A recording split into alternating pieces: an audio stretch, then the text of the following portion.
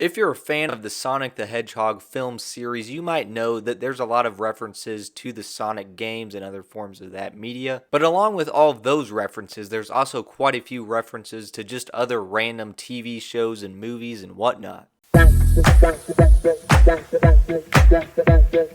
So starting off in no particular order, just to kind of dive into some of the references in this film series, there's a few DC references throughout the franchise, where in the first movie we see Sonic reading some Flash comics, which obviously the Flash is the fastest being alive, so it makes sense why Sonic would be a fan of him. But maybe my favorite pop culture reference in this whole series is the reference to the Green Lantern movie at the end of the Sonic 3 movie. A nano fist. I haven't seen that since I hate-watched Green Lantern in 2011. It's pretty harsh on the movie, to be honest. Hopefully no one that was watching Sonic 3 actually loved that movie, because they would have been pretty offended. But there's plenty of other movie references in this series, like in the first movie when Tom and Maddie are watching Speed with Keanu Reeves in it. And when Sonic is looking through their window, which is really creepy, he makes it clear how much of a fan he is of Keanu Reeves. Keanu! You are a national treasure. Which is crazy because Keanu ended up voicing Shadow in the third movie. He knows your character in Speed. Oh, right. But then he meets Shadow and he kind of sounds like actor Keanu Reeves. Speaking of the third movie, there's a pretty good Back to the Future reference. 1.21 gigawatts. There's also a reference to Pokemon, specifically Pikachu, when Sonic, Tails, and Knuckles are at that Chow Garden, which that really makes me wonder if we're going to get the Smash Bros crossover movie. Also, if we go back to the first movie, Sonic makes a reference to the Fast and the Furious franchise. I feel just like Vin Diesel. It's all about family, Tom. I don't have friends.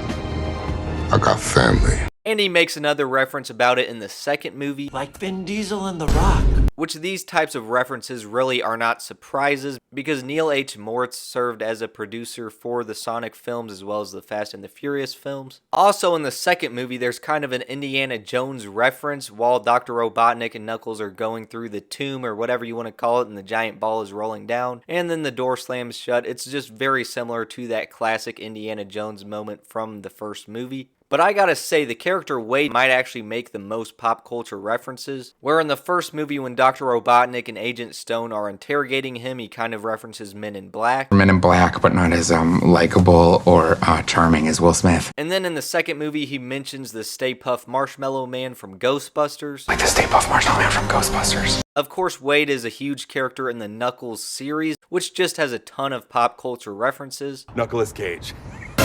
Not to mention, his room is just filled with a ton of stuff that if you're a big fan of random pop culture things, you're gonna love it. I mean, there's just so much to dissect in those individual shots, and a lot of that nostalgic stuff from the 90s and early 2000s. Of course, Wade references TJ Maxx a lot, because that's where his dad abandoned him at. And in that one episode, Wade is like wearing the Teenage Mutant Ninja Turtles shirt for the whole episode, which was probably just to advertise that franchise since it's also on Paramount+.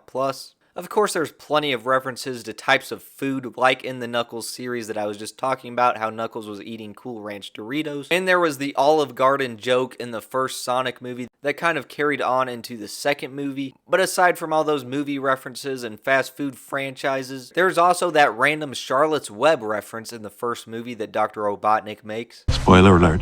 She dies in the end. But at the end of the day, that was really just kind of scratching the surface of all the cool pop culture references that are in this franchise.